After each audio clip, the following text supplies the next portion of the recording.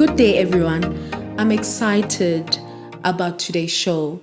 It's our first episode as Candid Hour, and I couldn't be more blessed than right now, I tell you. Candid Hour is a platform where we will be showcasing the lives of the entrepreneurs in Africa. We want entrepreneurs from all walks of life, the ones that are starting, the ones that have started, and the ones that are in the industry for long. We want to learn from you. So this is a platform, or rather the home for you. Do you know that Africa has the highest rate of entrepreneurship? This is why, as the platform, we'll be having candid conversations with entrepreneurs from all around the continent. Before I introduce my guest for today, I want to introduce a segment called the Candid Nuggets. The Candid Nuggets is where, as the host of the show, I get the opportunity to give you some business advice and give you some business nuggets that you can use on your daily journey as an entrepreneur. I want to address two people today. I want to address the aspiring entrepreneur, the one that's sitting at home, you've got a brilliant idea. That's the one I want to address. The second person I want to address today is the one who has started or who has embarked on a journey of entrepreneurship but is feeling very discouraged because of the economic downturn caused by the pandemic. To the aspiring entrepreneur, please lean in. Firstly, you need to know that no one can validate your idea. You need to validate your own idea. So before you find validation from outside, you need your own validation inside. Secondly, there is no small idea or big idea. What determines the magnitude of an idea is the person beholding the idea. The third point that I wanted to make is this. Investors do not invest in ideas. They invest in startups. So what I mean by this is that formalize your idea. You could have this brilliant idea. You could be sitting at home and you know it's going to make you millions. However, investors won't come in and invest in an idea. They want a startup. They want a formal business that they can come into. Remember, as an investor, when I come into your business, I want to receive or I want to see what will be my return on investment. So it's important that you formalize your idea, register the company, get your taxes right, get your BE certificate, actually create a startup.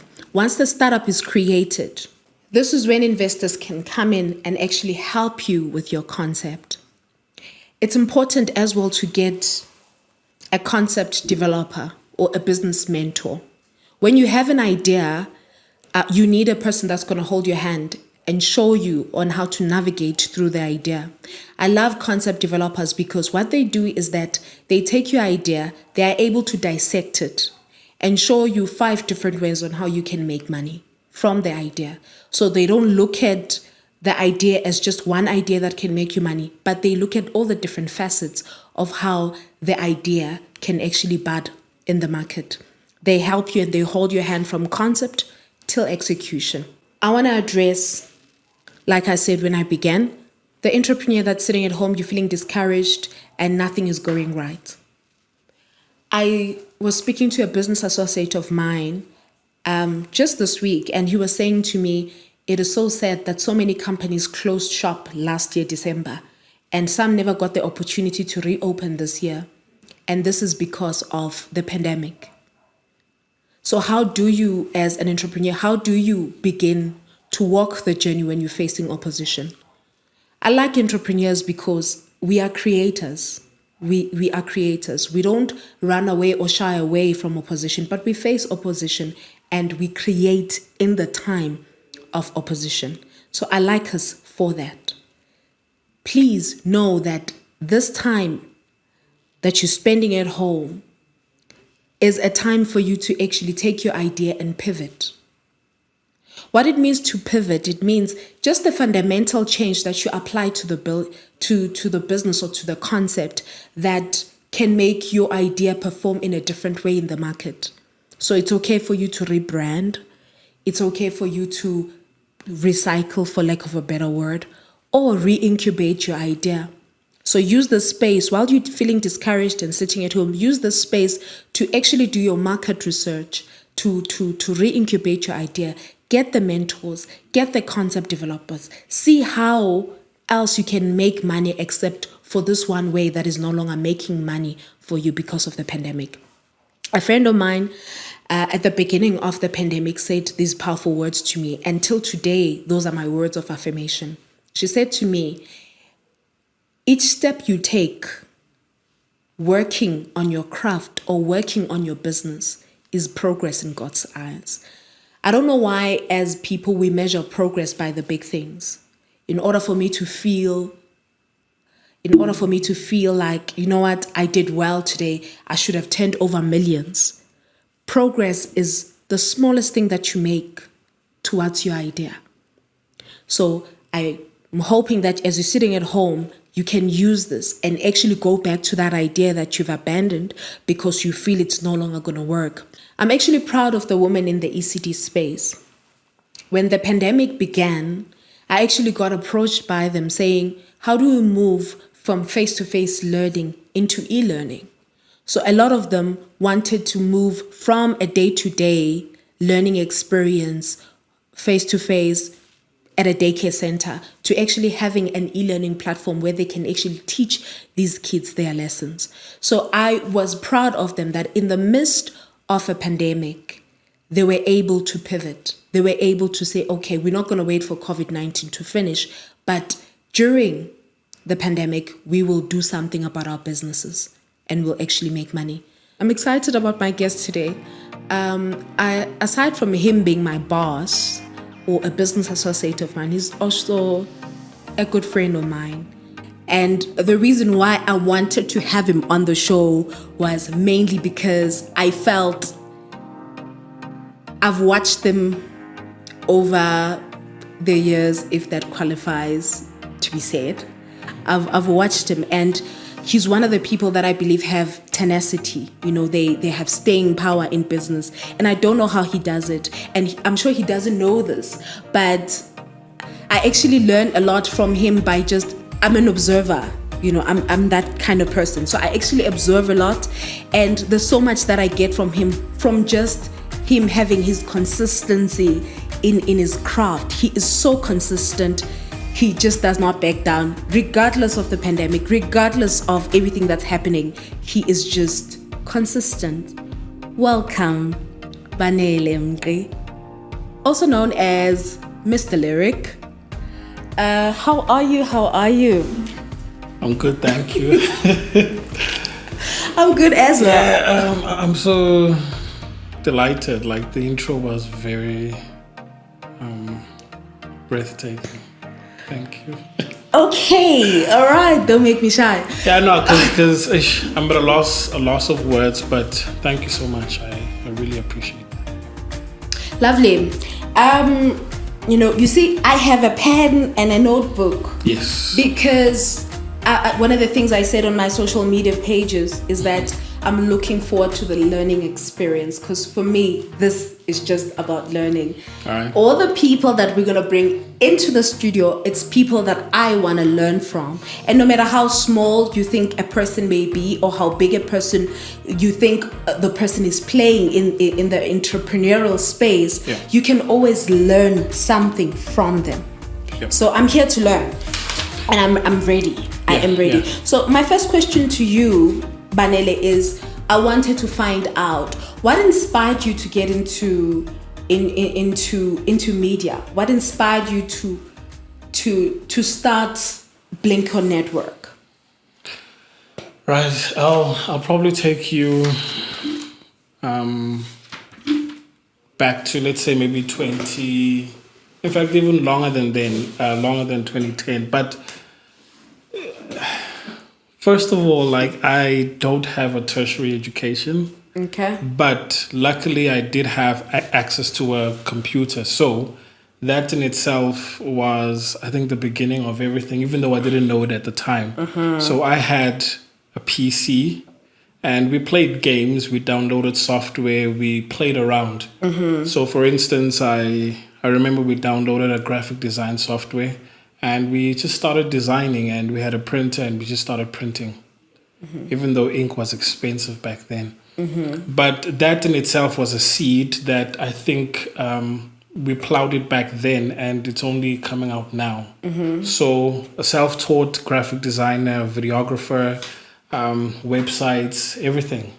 Wow. To such a point where even though back then I looked down on myself, but I think that was the seed for everything, because I then started charging for services.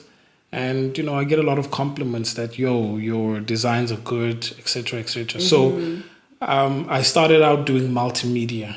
Okay. So it is media, but then there's audio, because, I've been in studio with Marishan from Chamali. Wow, okay. Yeah, so I was the recording engineer, self-taught as well, but then I had opportunities to record famous artists.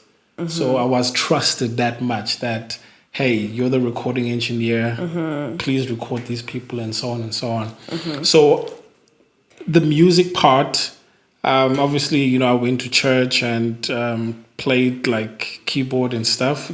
So as far as multimedia is concerned, the music part, I also had it under my belt. Okay. And then, as I had mentioned, that the graphic design and the video, that was just through trial and error. And then with websites, same thing. I had to sit down and learn how to create websites. Okay. Yeah. This is what I want to know from you before you finish. I want to know this. You said to me you never got any formal tertiary education. No. You didn't. And I've seen your work. Okay. And it wasn't by choice. And yeah. I've seen your work, and Banele does the most exceptional things. Oh my God. This he does proper stuff, professional stuff. So don't you have pressure to, meeting people, colleagues in the same industry, the jargon, this is how much I'm making, and don't you get the pressure that they're probably turning over what they're turning over because of their education background? Don't you feel that pressure of going back to school and actually studying and getting a formal education? Don't you feel that pressure? Not at all, because I've interviewed for jobs where I'm sure I was up against people that were qualified, but I got the job. Jobs, actually.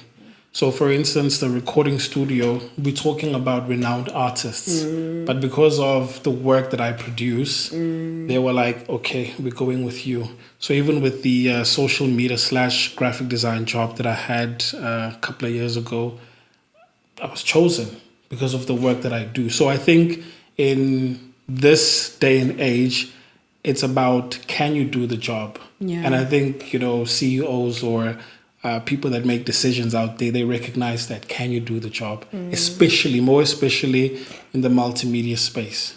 Can you do the job? So for instance, if you want to be a presenter and I put you in front of a camera and you just fly, obviously I'm not really interested in qualifications, but can you do the job? Yeah. So as far as the money is concerned, yeah, there is that pressure where, for instance, a good graphic design job, you can get 20K take home, so, right. but that's not my vision and that's not my walk. Yeah, so I'll stick to my lane, and eventually, I don't have to worry about what the next person is doing. I just have to do me. I hear you. Yeah. You spoke of vision and walk. Yeah. I want to know, what is your vision for Blinko Network? What is your walk? How do you picture? Yeah. Well, I think for me, I am where I am today because of schooling, funny enough. But though it's not formal, but I did get training. And how did I get that training? I was lucky because my brother ran an internet cafe. So we had access to the internet. So YouTube, Google was my friend. So because of that knowledge, I think even the knowledge that I'm acquiring today, I'm able to pursue a platform like Blinko. So this is my idea that I think a person, if you empower a person with knowledge, information, you never know with how the seed can. Yeah, exactly. So that's it for me. So Blinko is just a platform where we share information, knowledge, but in a form of a streaming network. Okay, so if you were to close shop today, Yep. what would you want the entrepreneur at home to remember you by? What are the values that you feel you carry, not just as a person, but as a business? Good question. I think for me, with what I've built, it's not with material or resources that I had to find outside. Everything was built within.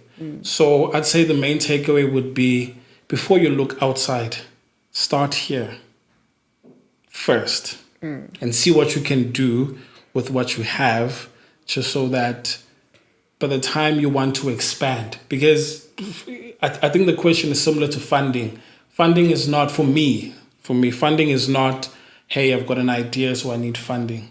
Funding is about when you want to grow, but you already have something. So that's the main takeaway. Start where you are and don't look outside. First, look within and then use that first. Okay. Yeah. And how does a person build that mental? Because I can see, the more you say, start where you are, look within, it says to me, this is a person who has a very strong mental capacity in terms of not allowing outside forces to lure you in, you know? So how did you get to be this person? How did you get to, I spoke of tenacity when we began, and I was like, this person has staying power.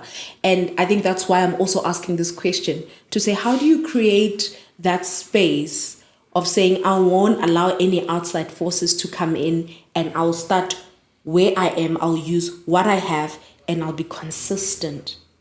How? Friends, family, but also spirituality comes into play, because I'm a Christian. I read the Bible. If I read something over and over again, for me, it then takes on life. Like, it becomes my reality that I should not give up. Wow. All of that stuff. So I think it's also vision, like where you want to go. So for instance, if I can take you back to a previous question about the income bracket, where do I then wish that I had formal education? For me, I prefer freedom, right? So the ability to do whatever it is that you want whenever. When I think about that, okay, cool, I need to then wake up, I need to stay on my lane, because I'm chasing that goal where if I don't feel like waking up, I won't wake up. Yeah. Exactly. Okay. But it's a number of forces. I don't want to lie. Like, I'm blessed. Like, I've got siblings, I've got, parents that do support me. Yes. So sometimes when I feel like I just don't want to wake up, I might get a WhatsApp text like, hey, when's the next podcast coming out? Yeah. Then I'm like, okay, people want this, so I need to wake up and do it. Oh, wow. So lovely. It's the fans, it's family, religion, it's everything. It's everything, yeah. All right. So this is what I want to know. How do you then, you spoke of freedom, and I feel if you go into entrepreneurship, there is freedom there because you basically own your own time. You just need to be accountable for the time. It's a double-edged sword, though. Definitely. Yeah. So I want to know, aside from the media, there's the media that you started, and we've spoken about that, how you started in the media, your brother had an internet cafe and whatnot. I want to know how you decided one day that, you know what, I'm actually gonna turn this into a startup. I'm gonna turn this into a startup. I'm gonna take the journey of entrepreneurship. I'm not going to go for a 9 to 5, because I mean, look at this thing this way. If you have the skills you have and you are already getting job opportunities, like you said, you were interviewed with one of the best people or a lot of the best people in the country, what then sets you apart in saying, I am not going down the route of a formal work employment, but I'd rather be my own boss and own my time? Division. How did it begin? When did you decide? I think I remember this very well. The feeling was that obviously with the 9 to 5, there are things that I will not, in fact, I'll never, ever in my life be able to do because of a 9 to 5. So for instance, I'm not there yet, but if I want to buy that house cash, it can't be through a 9 to 5. I mean, if I'm looking at getting a nice house, then it probably means I'd probably have to get like a bond, mortgage, whatever. Yeah. Right? So the idea of creating something that can yield dividends in future. Yeah. I think for me, that's like, how about you turn your talents into something that will be worthwhile? But also the second thing is, as we grow, we want to leave a legacy. Like I was talking to a friend of mine that, the day that I'm no more, how do I want to be remembered? So I listen to hip hop music, and we were listening to Tupac, and we still play his music today. And we talk about longevity, where someone can do something like, look, I'm not dissing, but if you've got a job and God remembers you, chances are it's just those few things that we will remember you by.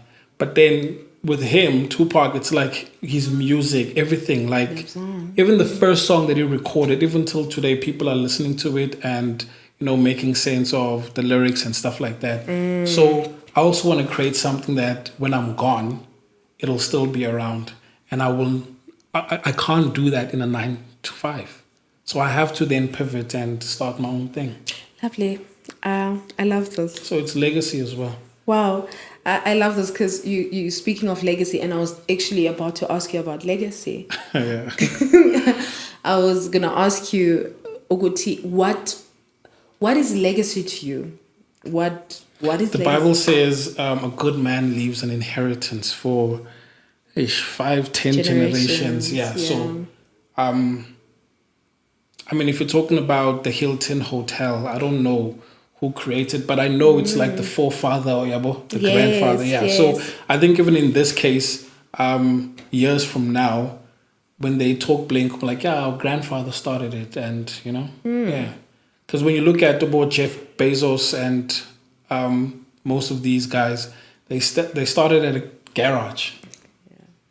So they did. Yeah. They definitely did. So it's about this leaving an inheritance for generations to come. Because I was watching an interview with Dame Dash. Okay. He said, what if your kids are not as strong as you? Right? So I believe I'm strong to take on, to weather the storm of going through entrepreneurship. Sometimes you win, sometimes you lose and whatnot. But what if your kids are not as strong as you? But if you create something that is worthwhile, that is a legacy, then I could then say, son, come through, work, do this. But he knows that this is his father's company. Yeah. Wow, lovely. You are making me think so much.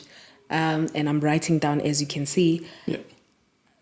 I want to know, one of the questions I wanted to ask you, which I feel I'll be asking a lot of entrepreneurs when they come into the studio, is firstly, has the pandemic affected you? And secondly, how has it affected you, if it did affect you? The pandemic has been good to you, business-wise. Hello. Yeah, because it's unfortunate that most people are affected, But you also get like people that are working from home and are thinking of starting a business. So I've been getting a lot of referrals that, hey, we need a website, we need this, we need that, right? So for me, I've been making money throughout. And then secondly, people are at home. People consume media different nowadays. It's no longer radio and television and that's it, and the newspaper. So it's just a combination of things. So the fact that we are producing content in different forms like, podcast, video, just like Blinko says, watch, listen, read. Yes. So it's content that you can watch, listen to, and read. So people have time. So we've been, creating content and the reception so far has been good because they've got time. So, but I have to say, it made me wonder that, what if I had started a business that is not COVID proof in a way, where I could be affected. So I guess this idea of having multiple streams of income also works. Yeah, so Lovely. At the moment, obviously, multimedia is my only source of income, but I have to start thinking that I need to diversify my income portfolio. Hey, my income portfolio. Okay. Wow. Okay. Your closing comments. Yep. What closing comments do you have for the entrepreneur sitting at home? Remember when we began the show, we started by addressing the aspiring entrepreneur and the ones that have already embarked on a journey but feeling very discouraged. So what would you say to them? I think I'll steal one of your business nuggets. Okay. Yeah, about validation, that only you can validate your own ideas. Yeah. So, for instance, they might just tell you that this idea is just ridiculous and all of that stuff. But if you believe in your idea, you have to pursue it. So, if you're thinking of starting something and maybe you've spoken to a couple of people about it and they seem to discourage you, just remember these words, that only you can validate your idea. So you'll have to just go through the storm and just go through it. And then I think for those that are already in business, it's a marathon. You just have to continue.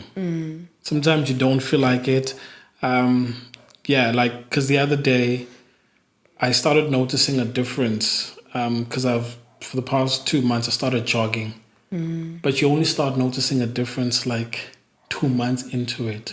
So the same thing, just continue, and just remember why you started the business. And sometimes, you might have to reevaluate your goals or your destination, but just stay on the journey. Wow. I don't know about you, but I am full. I feel like I've eaten. And I was telling him when we started the show, I'm like, I'm a bit famished. But now I feel really full because of this candid conversation that we just had today. And I've learned so much. I've been taking down notes. Your last closing points, when you said believe and pursue, those are the words that I'm living with today. And I hope that you're sitting at home and you also had your notebook and you were taking down notes. And if you do have questions, please hit me up on my social media pages. On Facebook, I am Ntombi Hlatshwayo. And on IG, I am at Ntombi Faith. On Twitter, we're going to have to talk about that one. It'll probably be yeah. somewhere below. Yeah. And I was speaking to Banele when we began the show, and I was saying to those entrepreneurs that want to hit me up on email, maybe you want to talk to me, you want to conversate, you want us to have conversations about business, or you want a certain kind of network. Maybe the person I have on the show, you want a network of the person that I have on the show, you're allowed to send me an email. My email address is ntombi@gmail.com. It's ntombe@gmail.com. Banele, thank you a million times for coming. Thank you for having me. I really feel blessed. Thank you so much for tuning in on the Candid Hour. I'm your host, Ntombi Hlatshwayo. Remember, where you are is not who you are. And do not, and I repeat this, do not use someone else's ruler to measure your own success. I love you. Stay blessed.